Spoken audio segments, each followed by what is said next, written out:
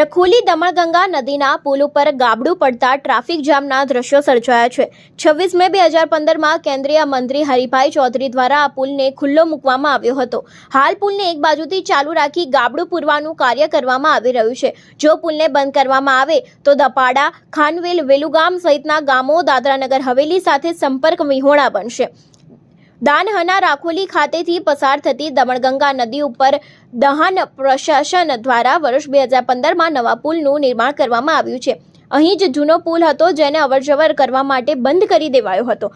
હજુ તો ચોમાસું શરૂ થાય એ પહેલા જ આ પુલ ઉપર ગાબડું પડી જતા વાહન વ્યવહાર માટે મુશ્કેલી પડી રહી છે। પુલની બંને બાજુ વાહનોની લાંબી કતારો લાગી જવાથી ટ્રાફિક જામ થઈ ગયો હતો।